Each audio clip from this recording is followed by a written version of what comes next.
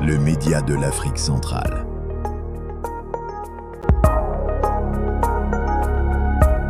Unis dans l'égalité, forts dans la diversité. Média 2AC. C'est l'heure de votre chronique avec Estelle Boulot et Éric de Montebois. Et vous écoutez bien sûr le Politiste sur Média 2AC. Bienvenue à ce nouveau Deep Dive. Alors aujourd'hui, on va s'intéresser à un chiffre assez incroyable qui nous vient du Gabon. Le baccalauréat 2025. Et plus précisément son second tour. 100% de réussite. Voilà. 100%. C'est un score qui interroge, forcément. Notre mission, comme d'habitude, on va essayer de gratter un peu derrière ce chiffre. Qu'est-ce qu'il dit vraiment de l'éducation au Gabon? On plonge dans les faits, le contexte, c'est parti. Oui, bonjour. Alors, pour mettre un peu les choses en perspective, il faut rappeler qu'au premier tour, le taux d'admission était seulement de 30,24%. Et donc, les candidats restants, plus de 12 000 personnes, 12 154 pour être exact, eh bien, ils ont tous été reçus au second tour. Tous. Ah oui, quand même. Tous. Ce qui donne un succès total pour cette phase de rattrapage. Mais attention, si on regarde le taux global final, on arrive à 77%. Et ça, en fait, c'est un peu moins bien que les années d'avant. On était à 82% en 2023, 80% en 2024. Donc, Paradoxal? oui, d'où certaines réactions un peu vives, parlant de blagues de mauvais goût, par exemple. Justement, ce 100% au rattrapage, comment c'est possible? Normalement, si on prend l'exemple français, le rattrapage, c'est pas automatique, hein. Il faut avoir une certaine moyenne, on passe des oraux pour grappiller des points. C'est une seconde chance, mais il faut la saisir. Exactement. Le principe, c'est de réévaluer le candidat sur des matières précises, individuellement.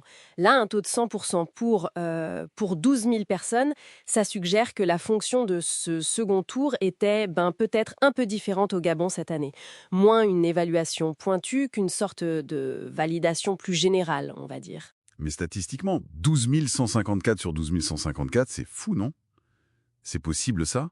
Statistiquement parlant, c'est une anomalie majeure. C'est rarissime.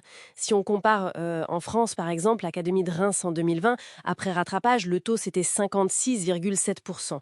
Au Burkina Faso, récemment, 2024-2025, on est autour de 57% aussi. Donc rien à voir? Rien à voir, non. Le 100% gabonais, ça détonne complètement. Et ça suggère très fortement que d'autres facteurs sont entrés en jeu, des facteurs externes ou des décisions systémiques, plutôt qu'une performance académique exceptionnelle et uniforme de tous les candidats. C'est peu probable. Et c'est là que ça devient intéressant. Ou inquiétant.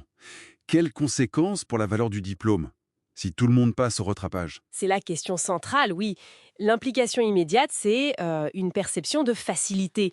Et ça touche directement la crédibilité du baccalauréat gabonais. On entend parler de diplôme au rabais. Oui, ou de chiffres en trompe-l'œil.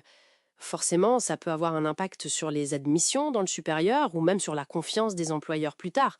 Et apparemment, ça s'inscrit dans un débat plus large au Gabon sur une possible baisse de niveau qui, selon certains, commencerait bien avant, dès le primaire. Alors, d'où ça pourrait venir?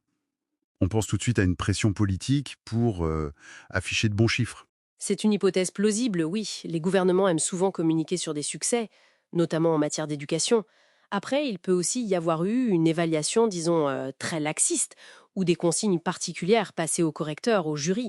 Une des sources qu'on a consultées mentionne même une certaine gêne chez des enseignants, évoquant des conflits d'intérêts potentiels, avec cette phrase un peu parlante « On se connaît en tant que Gabonais ». Ah oui, ça suggère que le relationnel pourrait jouer. Voilà, que l'objectivité pourrait être un peu biaisée parfois.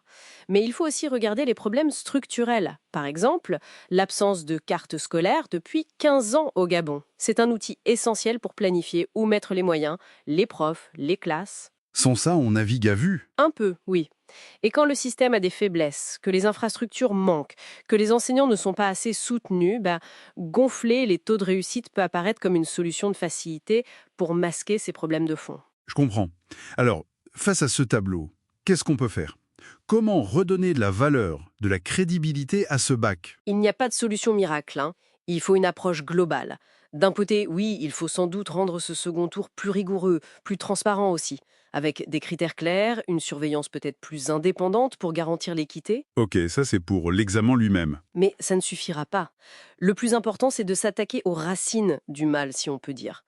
Remettre en place des outils de planification, comme cette fameuse carte scolaire, investir vraiment dans la formation, le soutien aux enseignants, renforcer la qualité dès le début, dès le primaire, et bien sûr lutter contre le laxisme ou la corruption, si elle existe. C'est tout le système qu'il faut renforcer en fait. Exactement. La crédibilité d'un diplôme, elle repose sur la qualité réelle de la formation derrière, pas juste sur un chiffre final, aussi parfait soit-il en apparence. Donc, pour résumer notre plongée, ce 100% au rattrapage du bac gabonais 2025, c'est bien plus qu'une simple anecdote statistique. C'est peut-être le symptôme visible de défis bien plus profonds pour le système éducatif, pour la valeur du diplôme et au final pour l'avenir des jeunes Gabonais. Tout à fait.